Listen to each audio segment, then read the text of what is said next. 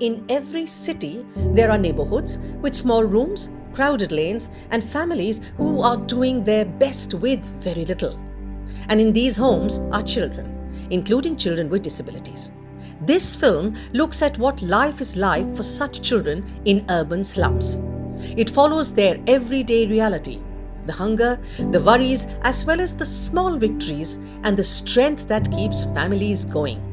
Let's understand why these lived experiences matter, as when we understand, we stop guessing and start responding in ways that are real, useful, and respectful. What unique challenges do children in slums face, and how can we raise awareness or work to address these issues? So, children in the urban slums face unique barriers. One is the where they live. Very often they live in small spaces without ventilation, without access to water, without access to toilets, and the whole what we have seen also in the recent years is this whole climate change and the change in temperatures. So they are really exposed to, for example, the extreme heat that has happened in our own country in last year. The extreme heat or extreme cold, they are extremely vulnerable to this because they're living in unsanitary conditions. And for example, in Delhi, most of the families are migrant families. They have come from UP, from Bihar, from Haryana in search of work and very often in search of rehabilitation for their child with disabilities. So they do not have extended families here. Families are small and nuclear. So there is very little support that the family has. In the urban areas, accessibility is a big issue. So accessibility, pollution, and extreme poverty. For example, during the COVID-19 crisis, humanitarian crisis, and the lockdown, when everything shut down, the situation of children with disabilities was extremely difficult. What we realized immediately in our area where we work, in the urban slum, was families didn't have any food with them. There was no reserve food because families don't keep rations for the whole month like many others do. And so the immediate crisis became food. And there was a lot of work at that time, as you know, all over the country, not only by us, but all over the country, but of distributing food, which became the first and most important necessity. But we have community workers who work in the community, who live in the community, and parents, families. At that point of time, we realized the importance of families knowing each other's, because there was a network that was already there. And so people could tell each other and inform the organization that so-and-so has a particular need, so-and-so has a particular need. And that is the kind of work that evolved. But for children with disabilities, schools and education, and there is a lot of research to say that education, they became one of the most vulnerable sets of children as far as access to education happened. Because as you know, everything went online. And many of these online classes were not accessible to children with disabilities. At that point of time, ASTHA, along with the Right to Education Forum in Bihar, ASTHA has been part of many of these large forums, that talk about the right to education, the right to food, the child rights, associations. We did a study on what is happening to children with disabilities in 5 districts of Bihar. And again, children going into the government schools. So here again, we asked many, many questions. And you cannot talk about education unless and until basic things are there. And here again, the data that we have shows that there was immediate loss of food. People had to borrow money. Most people had to borrow. There was lack of money. People lost their livelihoods. Small people were doing, the families were involved in different kinds of livelihoods. They had no land, but, selling things, small shops, all that stopped. So there was no money coming into the homes. And the child with disabilities, they did not know how to educate the child, what to do, because there was no connections with the school at that point of time. And the many, many barriers that happened, in trying to suddenly see the child, try and seeing, what is happening at home, and not being connected for the child, not being connected, not going, not understanding, why am I not going to school? For many of our kids with intellectual disabilities, kids who are deaf, just understanding that, school is shut and why it is shut, these things became big, big issues. And we've done a study, this is called COVID-19 महामारी के दौरान बिहार में समावेशी शिक्षा की स्थिति. So this study really tells you in great detail. We interviewed children, we interviewed their families, what they used to do before the COVID-19 struck in education, what happened during COVID-19, and how they would want things to happen now. So this is a study that is already there, and I think it could be today in India, we need to expect a lot of emergencies. And I think it's very important that we build that understanding of what strategies work during a humanitarian emergency. Another important thing today that our children have to deal with is disasters and climate change, and what kind of strategies do we and families need to be ready with today in the event of such a big change.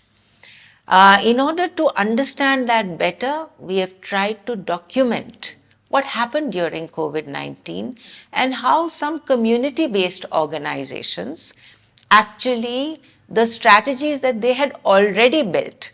For example, in Odisha, there's a wonderful organization, Sadhana, and they had already in the Mayurbhanj district built so many strong DPOs, disabled people's organizations. These disabled people's organizations were so strong, they got into action immediately. And they were able to see that all the barriers that were there, they were able to actually support. There is an example of a father who has a child with thalassemia and who had to cycle 20 kilometers for her to get her blood transfusion. How difficult it became during the COVID-19 emergency for them just to get somebody to donate blood so that their daughter could get that blood transfusion that she needed on a regular basis. So these were some of there are many, many stories and many, many strategies that are already there, that are being practiced in our country. And I feel very strongly that we need to document them so that children with disabilities can continue their education. But we cannot look at education in isolation. We have to look at the whole context, the food, other necessities, basic necessities have to be there if the right to education is going to be realized. How crucial is nutrition for children with disabilities, and how do you educate parents and caregivers about its importance? As you know, there is a very strong link with disability and malnutrition. Most of our children, India has one of the largest numbers of malnourished children in any case. But children with disabilities, their vulnerability to malnourishment is higher because sometimes children with disabilities may have feeding difficulties. There may be other barriers that they are facing. Their access to food, the ability to go and get the food that you want to eat, is sometimes not there. So many difficulties. There's this relationship. And we find that in the communities where we work, the majority of children with disabilities are malnourished. Malnourishment leaves you vulnerable to all kinds of diseases and situations just like diarrhea in the summer months and in the rain months, respiratory difficulties for children, pneumonia, and these are real killers of children in general in our country and many other countries. But children with disabilities are far more vulnerable.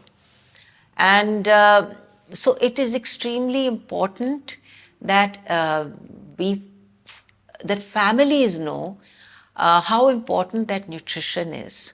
We have met many mothers and families in our work in the urban slums where the child is, say, 7 years old, 8 years old, but is still being fed with milk and biscuit because the child has a feeding difficulty and because no one has explained to the mother how to feed the child, how to give the food, how to change from that milk and biscuit, which is causing extreme malnourishment, to the other kinds of food that the child should be given. So our work is really to support mothers and also in areas where food availability is not much, it's not that our parents can afford to give lots of fruits and lots of vegetables to their children. How do you work on nutrition and health? So some of the strategies that we have used is, for example, having nutrition days. Every parent, whether it's a parent from UP, whether it's a parent from Haryana or from Bihar, they have their own recipes. They have their own culture that they bring with them. And they have wonderful recipes that are very nutritious, that can be made from materials and foods that are available easily to the child and the family. So we make food. So one of the activities is to make food together, nutritious food together, and then to be able to feed it to the children so that the mothers also feel that they know. Very often we try to tell other people what they should be doing, but we don't bring out their own knowledge, value that knowledge, and say, you have this wonderful recipe. So some strategies that we have used in ASTHA, the other is supporting families in the slum areas to grow food. So you will see in many of the terraces in the slum areas or wherever there is a patch of sun, a small bucket with spinach growing on it. Spinach is easily grown, things that you can easily grow. While it will not give you all the food, but you can easily cut it up and it will grow again and it will grow again. So simple things that families can grow themselves. But health is a very big issue, and access to health care is a very big issue because families cannot go into hospitals on a regular basis. We have many children who have health issues and, for example, get fits on a regular basis, need to take long-term medication. For any child who needs to take long-term medication, having the money to get that medication, to go and get that medication, to see that the medication is being given on a regular basis. These are big issues that, when a child is compromised, the health of the child is compromised, that families find difficult and need support to be able to do. Are there any government schemes in place to improve nutrition for urban slum dwellers in our country? There are no government schemes, say, for urban slum dwellers for children, that children with disabilities, for example, can access. There are the Anganwadis, where very young children are supposed to go get a meal and be taught. But for years and years, the Anganwadi system used to exclude the child with disabilities. Now some changes are happening, and that's a very welcome move. Considering the current efforts, what additional measures do you think are needed to improve the lives of children with disabilities? So you know that the Supreme Court has a committee that looks at juvenile justice, and all the courts in the high courts in our country have such committees. Every year, this committee looks at the issues of various children, and this year it was the year of children with disabilities. This is the first time, perhaps, that our attention has gone to yet another sector, that is the juvenile justice and the care reform sector, the child protection sector, the sector through which many, many children get institutionalized. We have not often talked about it, although we have all been extremely worried about the fact that children with disabilities should not get institutionalized. And what happens to children with disabilities in institutions? There have been many, many studies, and as far back as 2011, when the disability sector gave its first report to the CRC committee, we had talked about these issues, the issues of children with disabilities having a very difficult time in institutions, being abused, being neglected, not having the right to education, not getting proper food. And more recently, as you know, in the news, there has been a news of the deaths of children and people with disabilities in one of our largest institutions for people with intellectual disabilities, that is Asha Kiran in Delhi. So there is now an attempt through a big project that is being run and through the sector, should I say, to start looking at the laws and at the status of children with disabilities in institutionalization, looking at the juvenile justice laws and seeing where are children with disabilities in these laws, how do the Rights of Persons with Disabilities Act and, for example, the JJ Act, the big act, how do they talk together? When we look at it closely, we find they don't talk to each other. So there is a large piece of work. We have very little idea in our country or data which says how many children with disabilities are abandoned every day, how many children with disabilities are trafficked, how many children with disabilities are in child labor, how many of how many of children with disabilities are actually dying every day, what is the mortality rate.